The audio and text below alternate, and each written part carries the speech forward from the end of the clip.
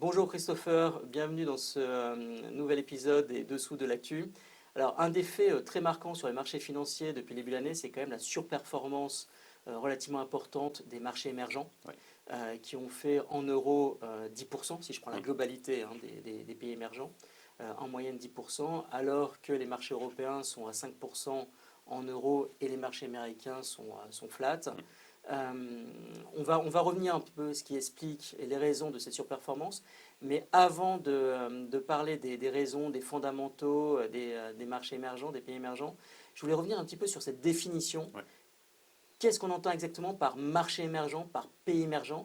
Quels sont les critères qui les différencient des pays développés? Par exemple, si on prend la Chine qui Ouais. est aujourd'hui la deuxième puissance mondiale, économique mondiale, la Chine fait toujours partie des pays émergents. Voilà. Qu'est-ce qui explique, comment est-ce qu'on définit aujourd'hui un marché émergent versus un marché développé? Alors c'est un spectre qui est effectivement très large au niveau des pays émergents. Il y a malgré tout des éléments qui sont communs et on peut avoir des définitions qui varient. Mais si on regarde les éléments qui sont communs, c'est que déjà ils ont un PIB par habitant qui est inférieur, très nettement inférieur aux pays développés. C'est le problème par exemple de la Chine. La Chine est effectivement un pays très riche, mais quand on divise cette richesse par habitant, et notamment du fait de la démographie, c'est beaucoup plus faible que n'importe quel pays européen ou encore les États-Unis. Ils ont aussi quand même des caractéristiques qui sont assez propres. Ce sont souvent des pays qui ont une forte proportion de secteur manufacturier. Ça contribue beaucoup à la richesse nationale. Les pays développés, en revanche, sont dépendants des services beaucoup plus. Ce sont aussi souvent des pays qui sont ce qu'on appelle des pays matières premières. Donc, ils exportent en général des matières premières, soit agricoles, énergétiques, etc. L'autre critère qui va être important, parce que ça permet de différencier par rapport aux pays développés, mais aussi à tout ce qui est pays en voie de développement, c'est que vous avez aussi une relative liberté en termes de circulation des capitaux, mais qui n'est pas aussi importante, par exemple, qu'en Europe ou aux États-Unis. Je te donne l'exemple encore de la Chine, qui est un bon exemple à mon avis. Aujourd'hui, on ne peut pas investir complètement librement en Chine. Il y a un contrôle des capitaux qui n'est pas complètement strict, mais effectivement, c'est des éléments à prendre en considération. Ça bouge beaucoup au niveau de ces pays émergents, hein, puisque en fonction de la croissance économique, ils ont déjà une croissance qui est beaucoup plus forte que les pays développés. Si on regarde en termes de blocs, même s'il y a des disparités, sur les pays développés, on est au mieux à 1-2% de croissance. Sur les pays émergents, on est, d'après le dernier chiffre du FMI, autour de 4-5% en moyenne, sachant que certains sont beaucoup plus hauts en termes de dynamique, notamment l'Asie du Sud-Est, où il y a des croissances encore plus élevées. Donc il y a ces différents critères. Le point qui est important, je pense, à prendre en considération, c'est que c'est un groupe qui est très fluctuant, malgré tout. L'Afrique du Sud en fait partie, le Brésil, la Chine également, beaucoup de pays d'Asie du Sud et du Sud-Est. Mais fondamentalement, il faut bien comprendre que c'est une dénomination qui est un peu insatisfaisante, parce que la réalité, c'est que vous avez différentes économies. Si on prend la Turquie, l'Afrique du Sud et le Brésil, vous avez quand même assez peu de points communs, même s'il y a quelques ratios en termes de PIB par habitant qui se rejoignent. Mais en revanche, c'est une zone qu'on redécouvre.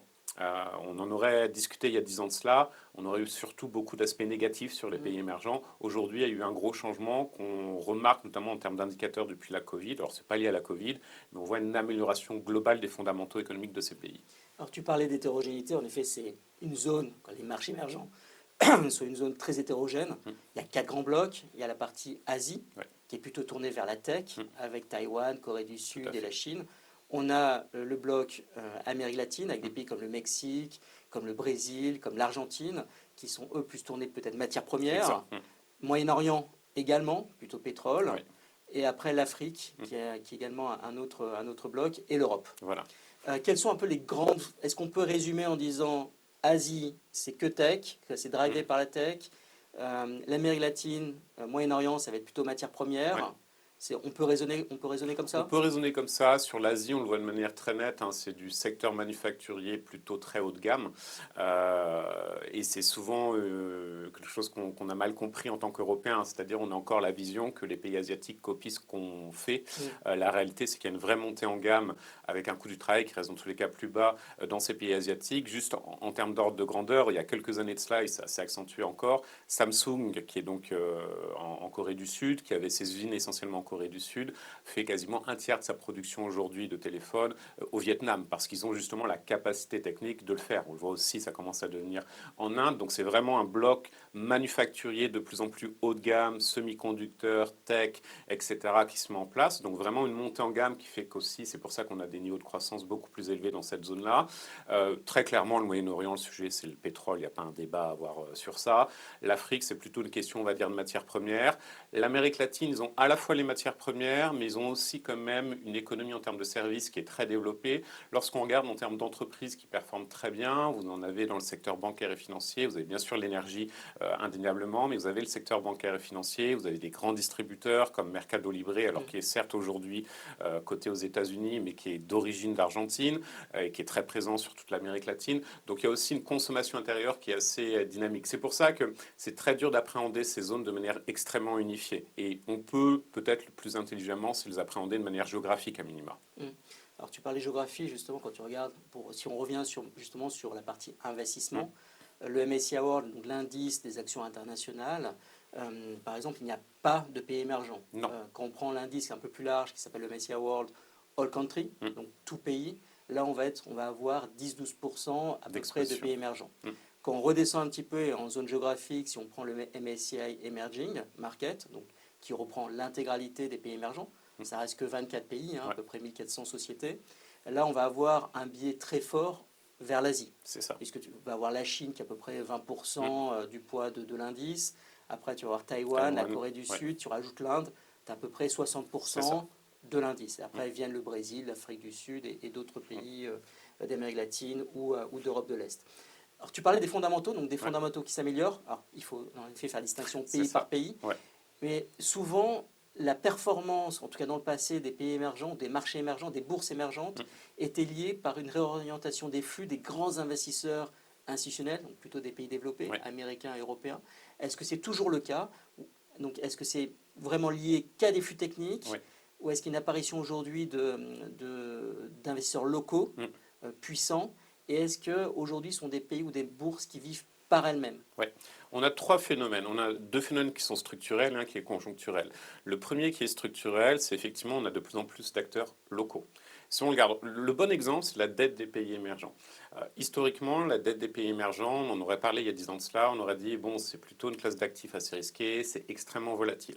Pas du tout aujourd'hui. Si on regarde sur les 5 dernières années, sur la dette donc souveraine émergente jusqu'à une maturité de 5 ans, elle est moins volatile que la dette équivalente des pays développés. Parce que justement, derrière cela, on a eu depuis 5 ans à peu près une exposition plus importante d'investisseurs domestiques. C'est assez logique, hein, c'est tout simplement, il y a une montée en gamme de ces économies, des effets richesses qui ont joué, donc des investisseurs domestiques qui, par nature, restent, puisqu'ils sont présents dans le pays, ils ne vont pas partir du jour au lendemain en fonction du narratif de marché qui changerait. Ça, c'est vraiment un point qui est structurant.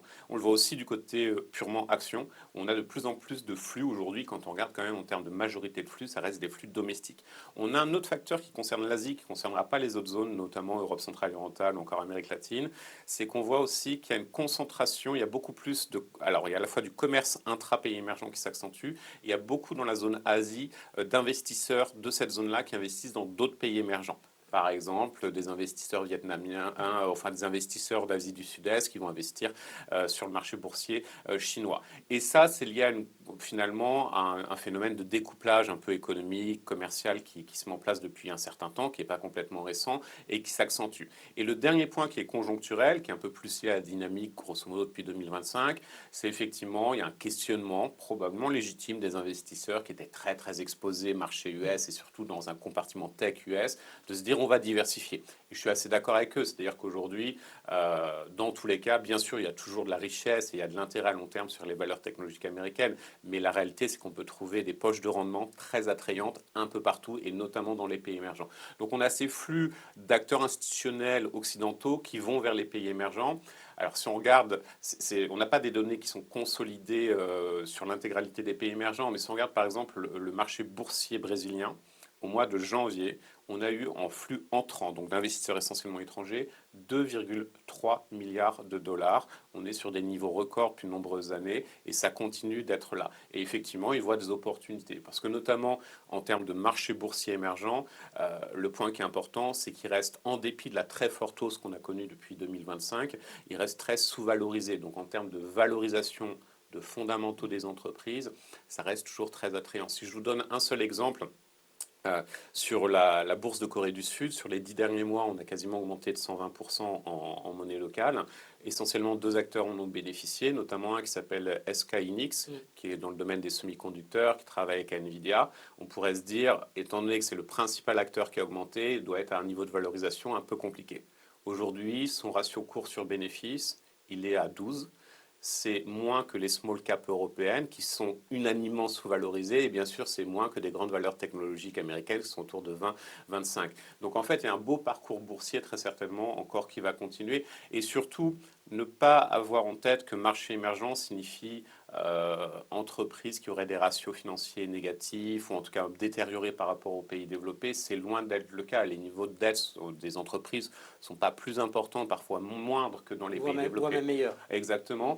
La dynamique en fait est aujourd'hui, la dynamique économique vertueuse en tout cas, elle est du côté des émergents et pas chez nous, pas dans les pays développés. Donc tu mentionnais notamment donc, l'afflux de capitaux étrangers, enfin, occidentaux, dans les différentes bourses des pays émergents. Donc ça c'est un facteur positif. Ouais. Tu as également ce facteur des dévalorisations du dollar, donc l'appréciation de devises émergentes. Crucial. Là aussi c'est un facteur très positif pour les bourses, pour les marchés boursiers des pays émergents. Si tu devais, on voit quand même que c'est un monde qui est quand même assez hétérogène. Ouais. Tu as parlé un peu de Corée du Sud, donc là on a quand même deux valeurs qui ont tiré le marché, notamment sur les semi-conducteurs. Ouais. Mais si on prend un peu l'univers global des pays émergents, quels sont les 3-4 pays qui te semblent disposer des meilleurs fondamentaux, avec des marchés quand même relativement diversifiés, étroits, à investir sur les prochains mois? Oui, j'irais sur des marchés qui sont quand même assez larges, parce que il n'y a aucun intérêt, par exemple, à aller sur le marché d'Afrique du Sud, qui est intéressant, mais en termes de rendement, c'est pas le plus pertinent. Je pense que la Chine est incontournable. La Chine, il faut avoir conscience qu'être juste uniquement sur une stratégie de l'achat, ça peut être compliqué. Il y a d'autres stratégies qui sont pertinentes, notamment via des fonds, ce qu'on appelle du long short, qui permettent éventuellement d'être à la vente aussi sur le marché. Il y a le segment tech chinois qui est intéressant, avec des bons ratios financiers, et aussi le segment du luxe qui commence à émerger, donc des acteurs locaux du luxe. Donc ça me paraît bien. Une base de consommateurs Extrêmement large.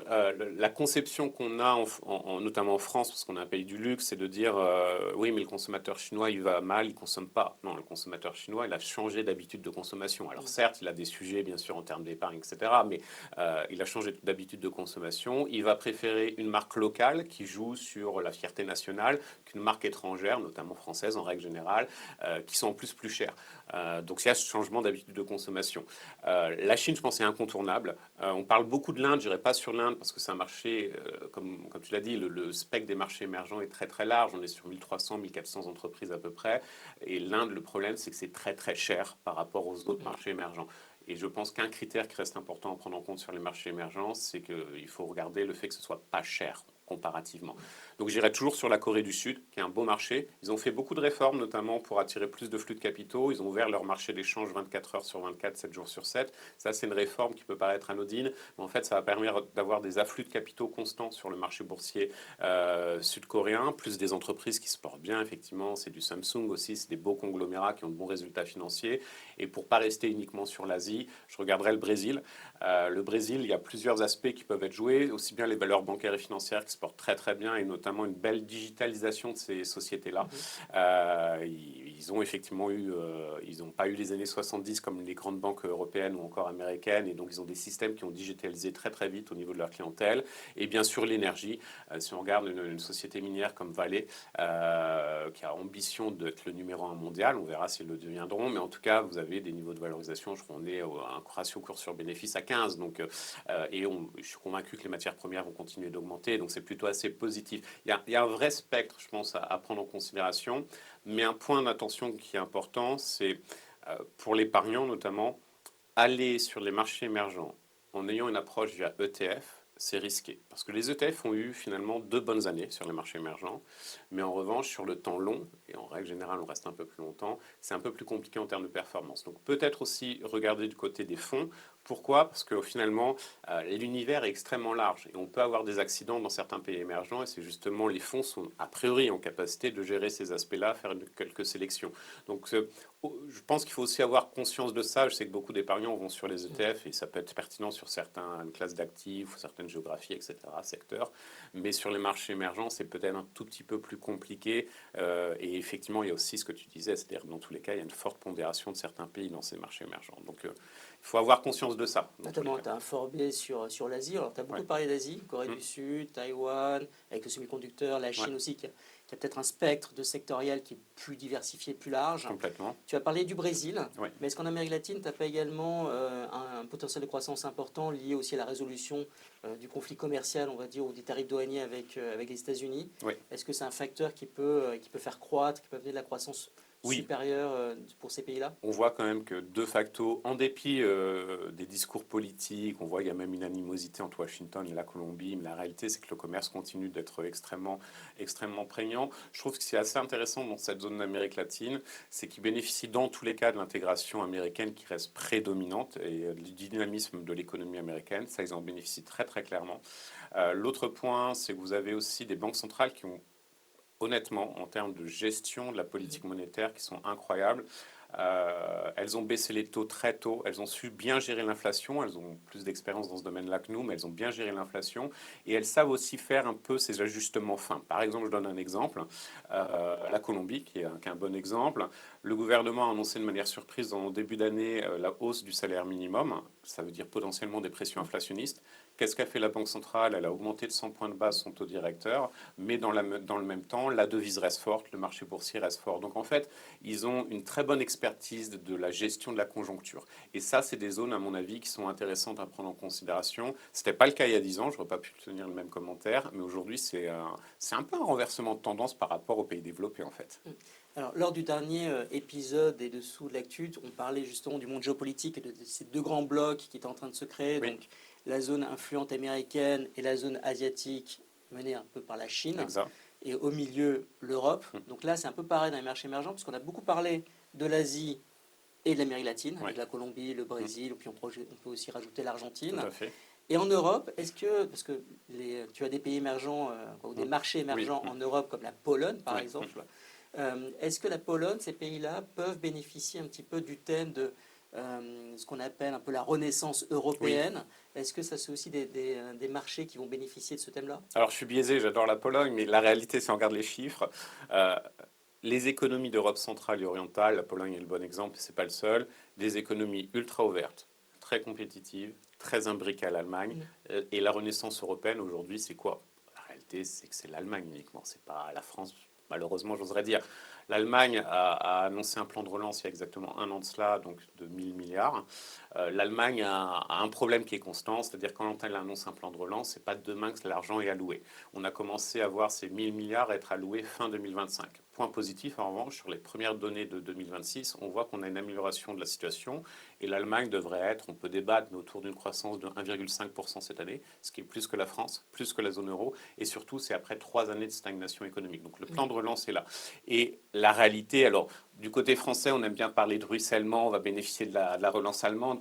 Depuis les années 80, on sait qu'on en bénéficie de manière très marginale. Ceux qui en bénéficient, en revanche, C'est la Pologne. c'est la Pologne.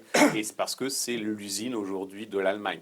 Et indéniablement, derrière du point de vue boursier, ça veut dire aussi qu'il y a des opportunités. On a eu les derniers chiffres d'Eurostat, donc de l'Institut statistique européen. Au niveau de l'Union européenne, la seule grande économie en 2025 qui a tiré la croissance, c'était la Pologne. Puis ensuite l'Espagne avec 2,8% de croissance l'an dernier. Et ça va être certainement le cas cette année. L'Espagne, bon, c'est un sujet, ils ont effectivement bien diversifié leur économie, mais la Pologne, c'est uniquement vraiment cette relance allemande qui bénéficie. Donc la renaissance européenne, c'est en fait la renaissance allemande, très clairement. D'accord. Donc en fait, si je reviens un peu de notre échange, c'est des marchés émergents, en tout cas des pays émergents qui sont plus tellement émergents que cela, qui sont aussi à des stades de développement égaux, voire si ce n'est plus développés que les pays dits développés, Complètement. avec des taux de croissance qui sont autour en moyenne pour la zone, vu que c'était très hétéroclite, mais autour de 4-5%, Ouais. alors qu'en Europe, on va tourner autour des 1-1,5%. C'est quasiment 50% de la croissance mondiale. Hein. Ce qui est énorme. Ça Et voir la permet de population mondiale également, quoi, ça Ouais. représente plus de 50% de C'est la ça, population exactement. mondiale. Donc ça, c'est des pays en effet qui sont en forte croissance. Mm. Et ce qui est assez intéressant, c'est qu'auparavant, c'était les investisseurs y allaient essentiellement pour des raisons plutôt de flux, plutôt de valorisation, ou en tout cas de sous-valorisation, ce qui est toujours le cas aujourd'hui, Oui. puisque les marchés émergents sont toujours sous-valorisés par rapport aux pays développés.